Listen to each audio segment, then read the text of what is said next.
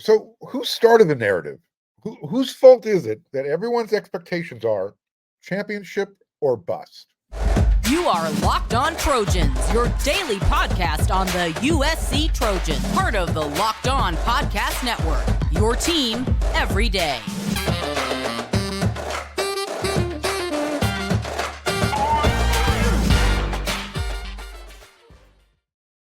Fight on, everyone. I'm your host, Mark Holkin, and thank you for making Locked On USC your first listen every day. Whether you're watching the show on YouTube or wherever you're going to listen to your podcast, this show is free. I appreciate your support. You can show your appreciation. It's real easy. It's simple. It's free. If you're watching on YouTube, click that red subscribe button. When you see this, the thumbs up, smash it. Everybody loves to smash, right? And I don't want you to miss one episode of Locked On USC 5 times a week, as well as post-game reaction. Click that bell notification and you're covered. This episode is brought to you by PrizePicks. Go to prizepicks.com/LockedOnCollege and use code LockedOnCollege for a first deposit match up to $100.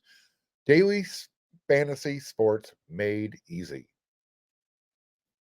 Back in July 2022, LA Times columnist and provocateur Bill Plaschke, he asked Coach Riley a question about expectations.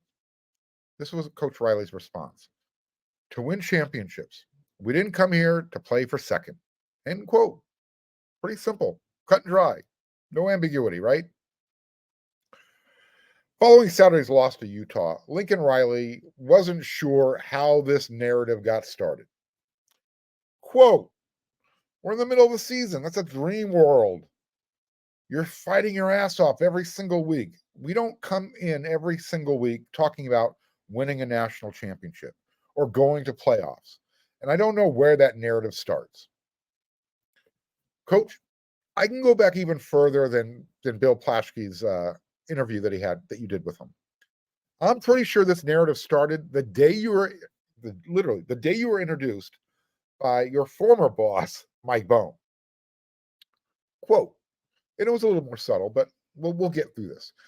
I'm truly excited to come to USC and join the Trojan family and its new head football coach, Lincoln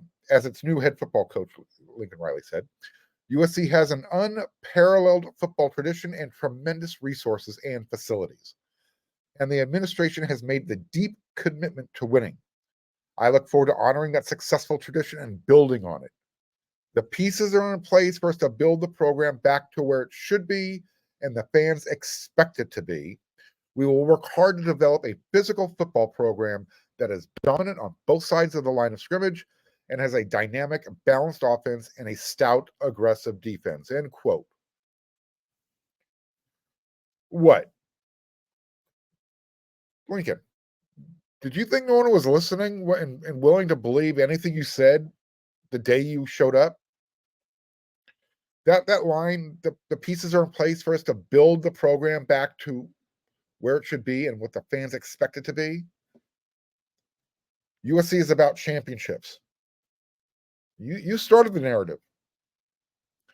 Literally, did you think that just a taste of an 11-win season in year one, that was going to suffice? Especially going into year two and everyone is just going to be cool with the team kind of regressing? You didn't really set that type of expectation, did you? USC football is really addicting. You giving the Trojan family a sample of what 11 wins feels like, that's kind of like giving a crack addict a taste and then saying, hey, be patient, the best is yet to come. Good luck with that one. On both cases, USC football fans, once they've reached or they can see that mountaintop, they don't have any patience. You need to get there by hook or crook, whatever it takes. So what are the expectations and why are you asking for more time now, sort of, after 2 consecutive losses? Last year, you kind of had the team motto that there was no limit to what this team was capable of. You didn't want to put a cap or a limit on them. You didn't think that was a fair thing to do. Well, this year the team is going by the longer we go, the better we get. Well, when is that going to happen? Because the vibe, it's not happening this year. I'm not feeling it, and I don't think anybody else is either. And I'm sensing you're not either based on your answers after the game Saturday against Utah. Trojan fans, what if I told you, here's a fun fact, maybe a not so fun fact, or that's an eyebrow raising fact. What if I told you that after 22 games at USC, after their first 22 games, Lincoln Riley has a 17-5 record? What if I told you Clay Helton had the exact same record after his first 22 games? Yeah, true story. Quote, I believe in the young men we have in there. I believe in the staff members that we have in there. I very much believe in how we'll respond and we'll get the chance to define it. That's the beautiful thing about this game. I'm proud of the fight. We know we've got to play better and to play up to our capability. But I still know that there's a lot out there for this team. Even though some count us out, that's okay. There's a lot left for this team. I'm excited for our journey here the rest of the way. There's still a lot left to play for. But I'm not ready to let him play the martyr or play the victim. And I don't think that was the intent, but it kind of came off a little bit that way.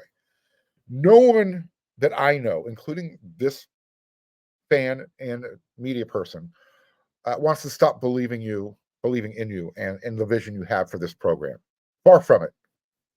I don't think anybody's ready to throw you out with the bathwater just yet. But nobody transferred to USC during the offseason to lose 2 games. And right now, there's a possibility of at least one more loss out there. The way this team is playing, to the untrained eyes, very distinct possibility. Being proud of your team for fighting hard should be the bare minimum, right?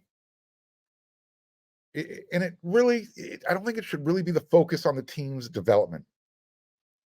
Not in year 2.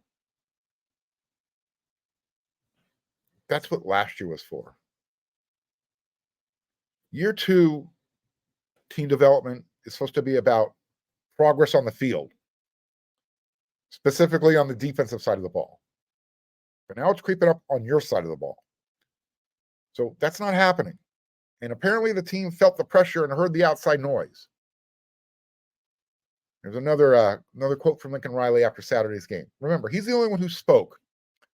The players and assistant coaches, the assistant coaches are never available after the game. However, players usually are, including the team captains. With that said, quote, you can pretend as a coach that those things don't exist. The pressure, the outside noise. In a perfect world, let me start over. You can pretend as a coach that those things don't exist. You can kind of duck your head in the sand and in a perfect world, so would every single player, staff member, everybody in the program, just be so hyper-focused that they don't hear noise on the outside or outside expectations or all that. But that's probably not reality either. There's so much out there. The world, these guys, especially these kids, it has changed so much. It really has. And if you let the outside set expectations, you're always being measured up against that. And I think for us as a program, we're finding a little bit here in year 2 that you kind of take it and zoom out a little bit. Not just where we're at right now, but just the evolution of the program. Last year, year 1, expectations were kind of all over the place. We come in and probably, by and large, overachieve in a lot of ways. And I think it's fair to say that the team last year probably did overachieve. Year 2, this is a different step. Everybody expects you to be good. Everybody expects you that you could have a championship caliber team. And you're constantly trying to live up to those expectations. You can kind of fall away from what puts you there in that position in the first place. And you can't let the disappointment of not playing perfect, or when you won by 20 and you didn't win by 40, and all that outside noise that comes with that, it can get to you. And I think at times, fair to say, it's got to this team. I don't think in a negative way, but I think we've had to fight to keep things on our terms. End quote. That was a lot of words.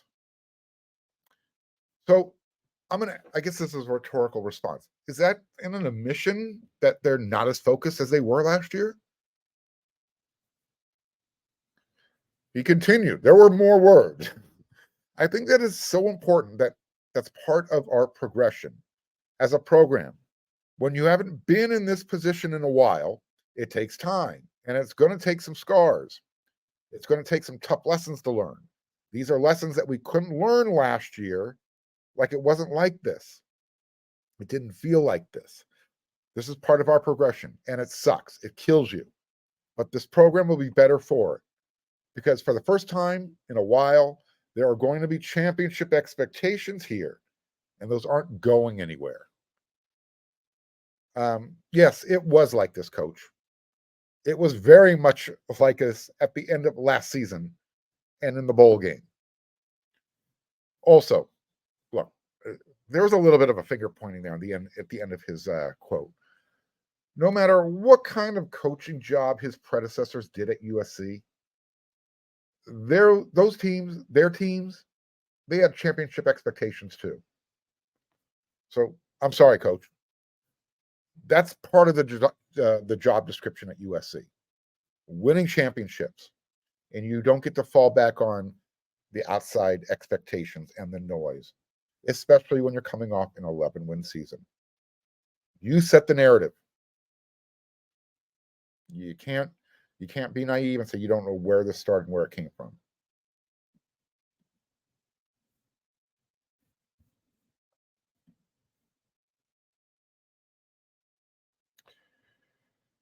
The college football season is here, and this season, Locked On is kicking up our coverage. Each Friday, Locked On will go live from 11 a.m. till 12 p.m. Eastern on every Locked On College YouTube channel. Locked On College Football Live will cover the college football playoff implications, the conference rivalry games, and they're going to go in-depth like only Locked On can, including insight and analysis from our stable of Locked On College hosts and covering their team every day. Find Locked On College Football Live every Friday from 11 a.m. till 12 p.m. Eastern on any Locked On College YouTube channel. You're not going to want to miss it. This show is going to be full of quotes. This part of the rundown, we're going to talk about the defense and the lack of trust. You might remember a couple of weeks ago after practice, I believe this was after the Arizona game, Alex Grinch meets with the media. This is what he said. Our careers are on the line like every Saturday, players and coaches. Some of it, as we talk to the guys, is that trust factor. There just appears a lack of trust. The presumption is the missing trust focuses on a player-to-player or player-to-coach dynamic. But according to the coach, he's categorizing the issues as largely more internalized. One of the things we highlighted is just the trust element in themselves and in that moment. Playing my gap is all I need to do. Defending my man, if I got a vertical too, if I'm responsible for a tight end on the vertical, that's all I've got to do. I don't want to overthink this thing.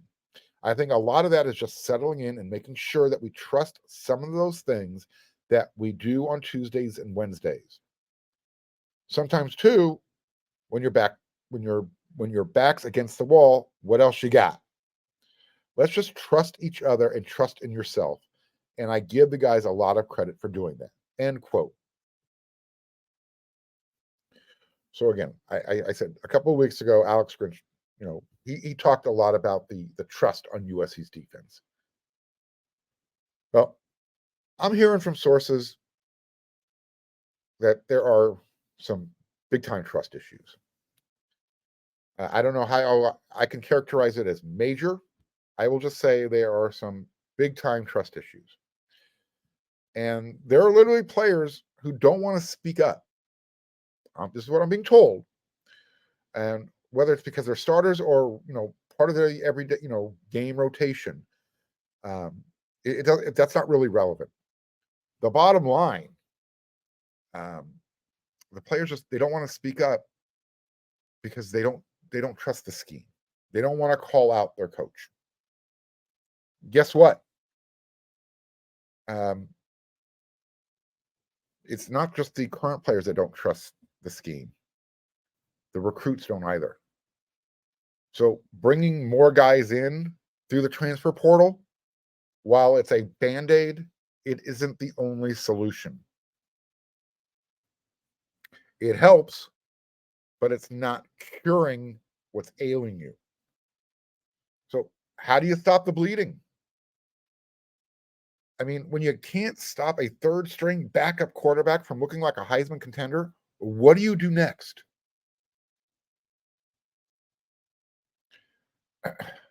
I can't see how his good friend and boss, Lincoln Riley, can bring him back after the season. I can't fathom it happening. I still remember after the bowl game, the loss to Tulane, we met with Coach Riley and how impassioned he was and how much belief he had in Lincoln Riley, in Alex Grinch, because he knows he has it in him. He's seen it done before. Well, all right. I said it on my instant reaction show that I'm not in favor of a mid-season firing. That's just I just don't think it's the right thing to do. By the way, if you didn't catch it, you can watch it when you're done with this episode. It was really good. Most of my, well, not most of, all two of my post-game instant reactions have gotten a lot of positive feedback. I kind of tell it like it is. I'm not going to be PC about it. How's that? But here's the thing. If this is inevitable, that he's going to have to replace his friend, protege, defensive coordinator, then just, you know what? It might be the right thing to do. Rip off the Band-Aid now. Don't wait till the end of the UCLA game. That's USC's last regular season game. And I guess you could say don't do it after the bowl game or wherever USC is playing in the postseason. Because here's the thing. I said this a second ago. Before you can get better, before you can cure yourself, you got to find out what's making you sick. I said it on one of my episodes of Locked On USC last week. In fact, it's called There's No More Excuse. There will be no more excuses. For Alex Grinch's defense to allow Utah's offensive identity to find itself. You couldn't allow that to happen, and it did. You wanted to give as much latitude as possible, the benefit of the doubt that the defense was going to get better the longer the season went, but they're not. They're making plays. You can see improvement in areas, but overall, you're just not seeing the team progressing. And it comes down to this, I think about Braylon Shelby, freshman rush end, defensive end, just being put in a position where he's not ready to do this at this level. Number one, I don't think anybody who's 6'5", 235, 240 pounds is going to be able to run and win a one-on-one battle with their running back running a wheel route. They're just not made that way. And while that bugged me both times that it worked, what bugged me the most was when the game was on the line, the defense allowed Utah's quarterback Bryson Barnes to scramble for 25 yards. They should have known after the young man threw that pick six to Kalen Bullock that he was going to keep the ball. He wasn't going to risk it. You can't have your defensive backs running back with their backs to the ball, to the play. Can't happen. There's no trust. However, because Alex Grinch's scheme let Barnes, again, not a good passing quarterback, hit 12 of his first 17 passes, Utah, from the beginning of the game till the very end, they were able to keep the Trojans defense off balance just enough. And especially in those high leverage situations. That's the problem with this defensive scheme. It's not just Utah, not just Notre Dame. It's been all year. It was all last year. Bet on black because red, Cardinal red, it doesn't cover.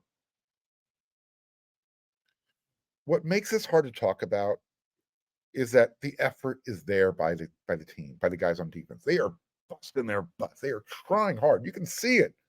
It's not for a lack of effort. But sometimes you just got to be pragmatic and just admit that the course you're teaching, the defensive philosophy you're trying to install, it's just too hard. It's too challenging at this level. The players they're constantly being focused on being in the right position, but they're often out of position. They're overthinking. It's paralysis by analysis. Growing up, I had teachers and coaches who I liked, but we, I, me, them, us, pronoun city. We had communication issues. Whatever the case is, I wasn't prepared for what was being taught. There were certain classes that I was working hard. I was trying hard. I just couldn't get it. And no matter what the teacher was trying to show me, it just wasn't clicking. We had to find a different approach. The approach was try something different. Don't take that class again, Mark. We can look at on defense, Bear Alexander had those 2 aggressive penalties. Both were the right calls. Go back, watch the film. Turn up the volume. You can hear the whistle blow. But the fact is they still hurt the team. I know Bear felt bad. You could see the emotion on him on the sidelines after it happened. But the defensive coordinator and the head coach, they have to take accountability for the team's lack of mental awareness. Lincoln Riley talks about situational mastery all the time. He doesn't use those exact words, but he talks about mastering the situation. Look, USC won the coin toss, and they wanted to make the point that they were going to build on last week's defensive success. I know the score said 48-20 Notre Dame. USC's defense did not give up 48 points. They were put in bad situations because of USC's offense. But instead of building on that success from the week before at home, it took Utah just 3 plays to embarrass Alex Grinch's defense. By the time the game was over, that Utah JV offense that was just, and I say that as a backhanded compliment. They were a bunch of backups, but they had an identity, and they scored 34 points on the road and walked off the field, taking their 3rd win in a row over this Trojan coaching staff. Look, I still have the receipts in my YouTube timeline when I suggested that USC's new athletic director, Jen Cohn, might need to give Lincoln Riley a gentle little elbow nudge. There are a lot of you who said that Riley isn't going to be told how to build his staff. Let me say it again. The folks in the cheap seats or the woefully naive can understand how these things work behind the scenes. People in power, like athletic director Jen Cohn, who make big-time decisions with big-time financial implications, do not sit by idly while the deck chairs are just constantly being rearranged on a sinking ship. That's not why they're hired. So she has to make absolutely sure that Coach Riley hires a new and an elite defense coordinator when the season's over.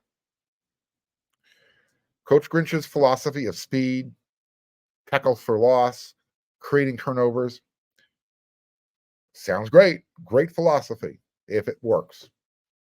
It just doesn't work in college football unless you know how to tackle and your fundamentals are solid. And that's just not the case. Not with USC. There's just too much space. There's too many offensive advantages at the college level. Coach Riley needs to go find a defensive coordinator that wants to stop the run and get after the quarterback. Coach Grinch wants to do that too. But there needs to be a different approach to how they do it. Look, next year when USC moves to the Big Ten Conference, you don't need to be exotic. You just need to be fundamentally sound. I mean, heck, if Ohio State's defense coordinator, Jim Knowles, can humble himself and simplify things, then so can Alex Grinch and Lincoln Riley. Coach Riley talked about learning how to coach, doing things better. Don't say it, do it. Coach Grinch has to admit that his philosophy doesn't work. And if it means Riley has to kind of kick him out of the nest, then so be it. Adding more players has helped somewhat up front on the defensive line and at rush in. But at the second level and beyond, behind the secondary, it's still big play after big play being given up. Can't happen anymore. And it's happening against inferior teams that are playing backups. You can't use the excuse that, oh, they showed us things that wasn't on tape. Well, no kidding. That's called coaching and adjusting. Something that's not happening at USC. And one more, and Lincoln Riley also has to admit that he was wrong for keeping him for the 2023 season. There was just so much on the line. I mean, that's going to be one quick way for Coach Riley to start building back the trust of your players, the recruits, and the fans.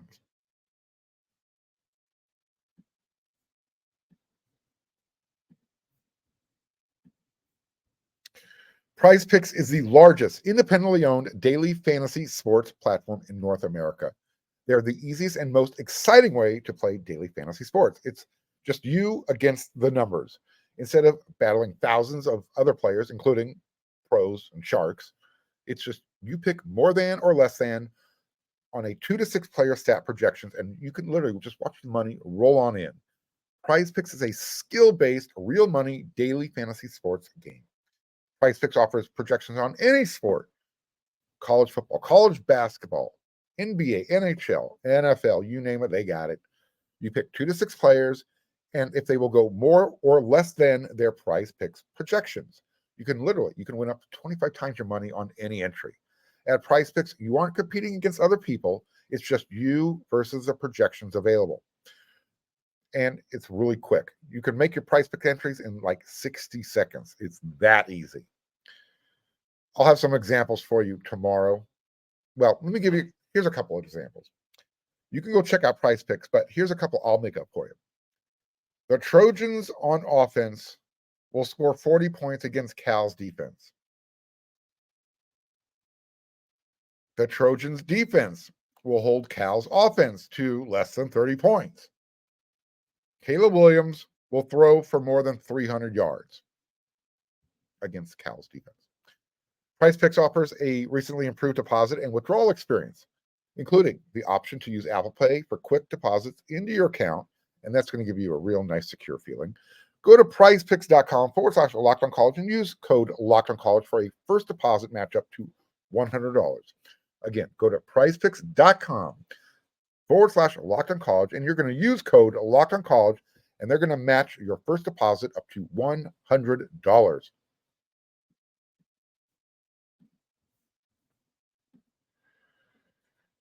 Running the football, when you have to, when you want to, does two things.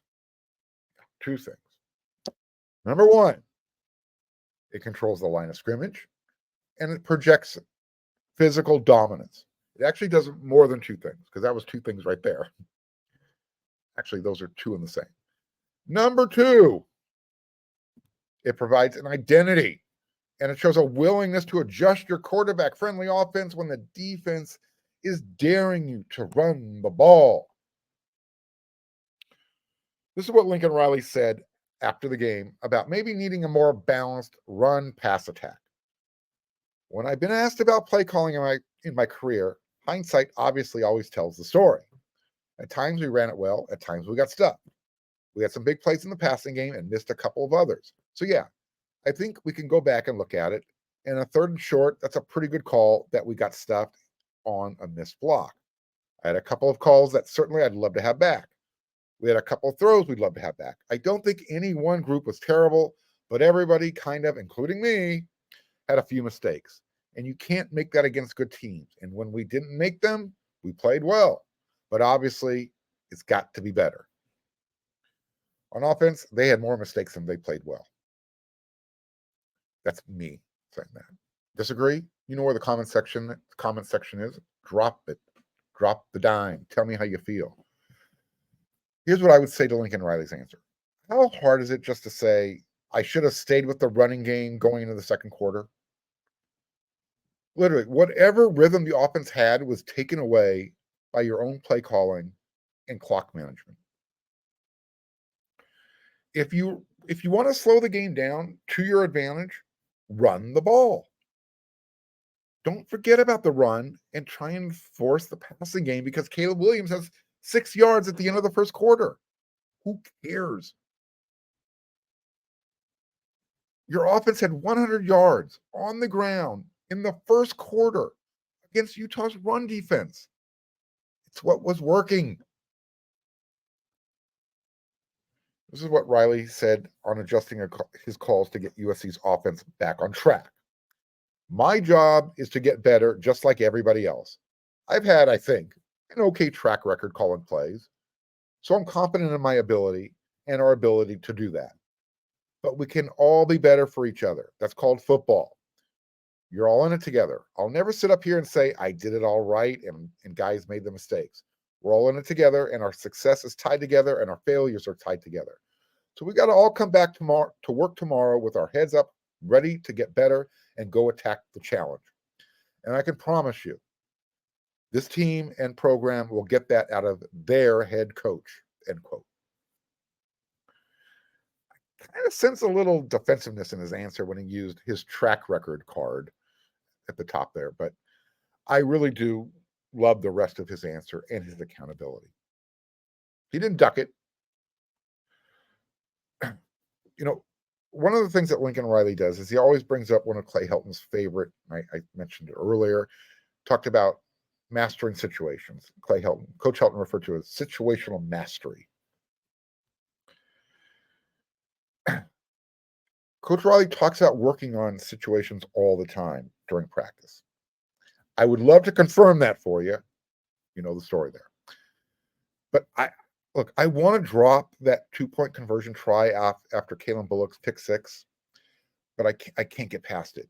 I mean, because literally making those, just taking the point after attempts means Utah's game-ending field goal attempt, it ties the game. You're still going to have those kickoffs after a failed 2-point conversion or a point after attempt. So it didn't change anything other than, Lincoln Riley has to understand that it wasn't the right time, and he has to admit it. He has to admit that his play calling, going for that 2-pointer, chasing points, it had a lot to do with how Coach Whittingham coached the fourth quarter. He knew he had Lincoln Riley on the ropes. He saw Coach Riley blink. USC's offense needs an identity. It needs an identity even with a Heisman-winning quarterback and when you have players like Zachariah Branch, who could score anytime he touches the ball. But part of USC's DNA, they're known as tailback U. Running the ball is literally a rite of passage at USC. USC has shown you can win back-to-back Heismans if you have the right formula. They won it with Matt Leinart. They won it with Reggie Bush. You can't be physical. You can't say you're going to be a physical team if you're not committed to the run game. And trust me, offensive linemen know this. The recruits understand this as well.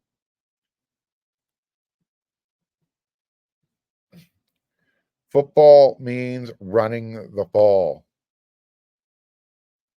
USC needs to get back to that. I know Lincoln Riley talks about it, wants to do it. They haven't been consistent.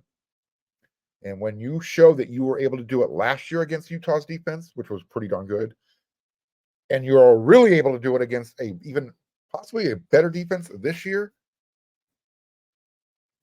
I think you need to take a long, hard look in the mirror, because you kind of were forcing things.